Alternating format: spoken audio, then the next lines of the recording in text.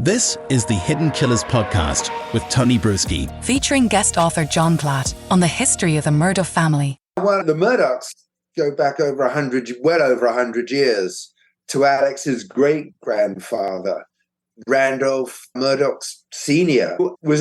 He started his own law business in 1910, which became the family law firm PMPED. And in 1920, he was elected solicitor for the 5 counties in the Low Country in South Carolina, which basically meant that he was the district attorney. You know, he prosecuted crimes, handled arrests and everything. So he really was the law. And that was really how the Murdaugh family started. When we look at that and we look at Randolph Murdaugh, he was the law. And you start basically conditioning people that this is the family. This is who you go to, who has authority, who has power. And then that eventually transitions from Randolph on into more family members. And the Murdaugh name stays the same for all of those years. What kind of impact does it have on a community, knowing that basically the law means the name Murdaugh? And it's been that way since Grandpa had it, since Dad had it, and since the child has had it. It's just there. Well, I mean, they were part of Hampton County. They were Hampton County. Everybody was beholden to the Murdaughs, in fact.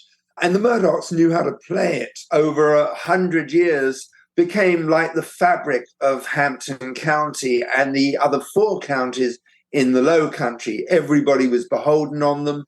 And the Murdaughs knew how to play this politically. I mean, they knew everybody by name and their family, and they went out of their way to kind of, shake their hand, ask how things were going, and they would help people out. If somebody had a fire or an illness, they would contribute money and help the family. And this helped them establish a special place in Hampton County, in fact.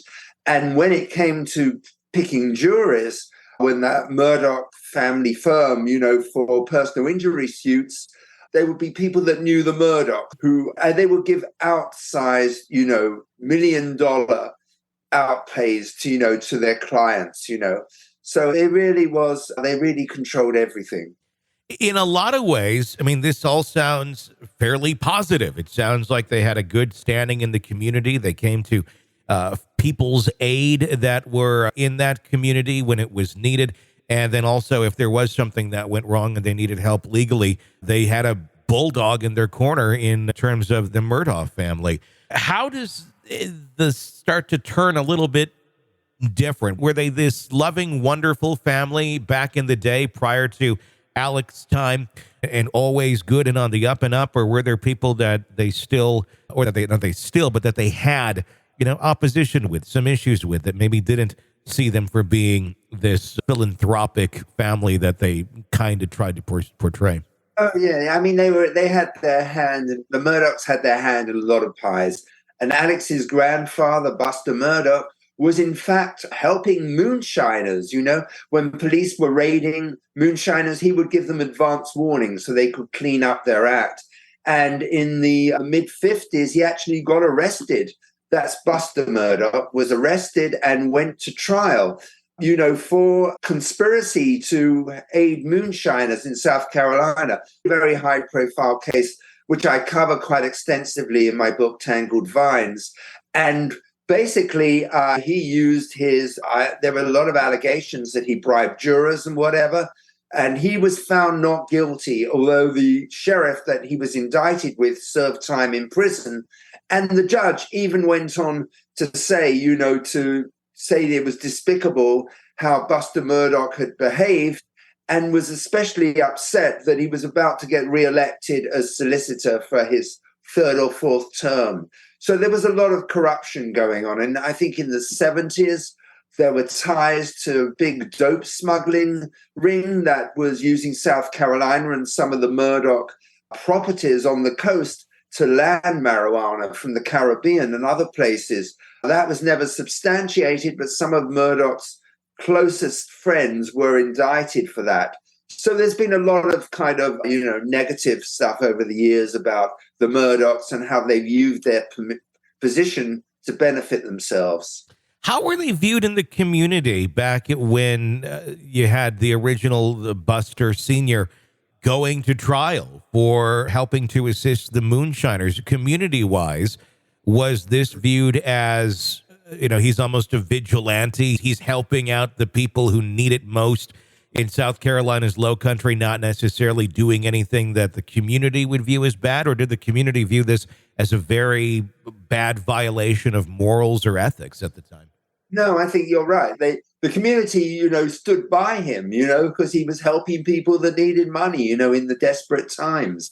And I think the community have always been behind the Murdaughs, because they did a lot of good in, Hampton County and the other counties. They put a lot of money into the community to raise awareness of their name. And I think they were really liked there, and respected. If revered, and people were very scared of them, of course, too. They didn't want to cross a Murdaugh, but I think they had a positivity, until Alex took over, of course, and that changed.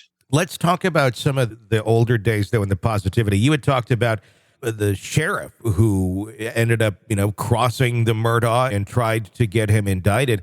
Obviously, that failed. You said he ended up in jail. Is that an example of someone crossing the Murdaughs and end up facing not necessarily justice, but Murdaugh justice for crossing them? Yeah, I think it very much was so. I mean, there were allegations that there was money changing hands, bribes going on in the very court that, Murdaugh was prosecuting in.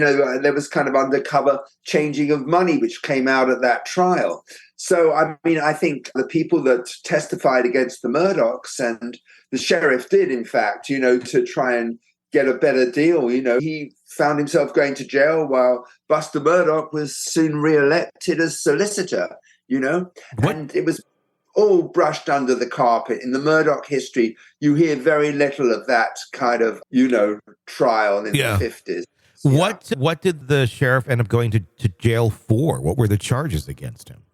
I think it was conspiracy to aid moonshiners and other charges and stuff. Oh. Yeah.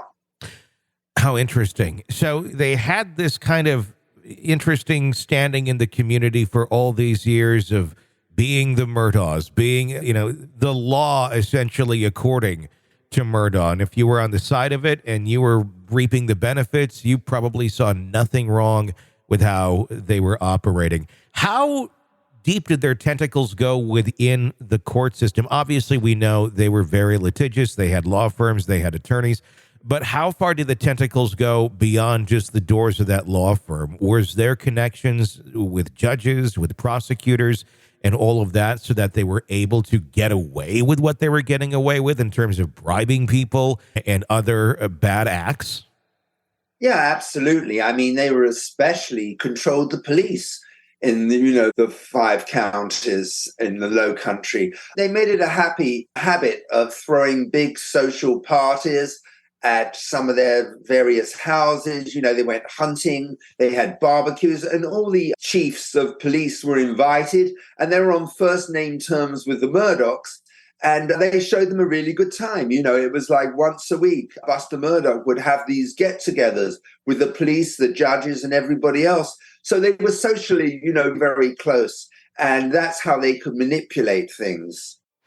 You're locked into the Hidden Killers podcast. Want more? Start binging on all of our true crime podcasts right now through Apple Podcasts and get an ad-free experience when you sign up to be a True Crime Today Premium Plus member, exclusively on Apple Podcasts. More of the Hidden Killers podcast, dropping soon. Press subscribe now.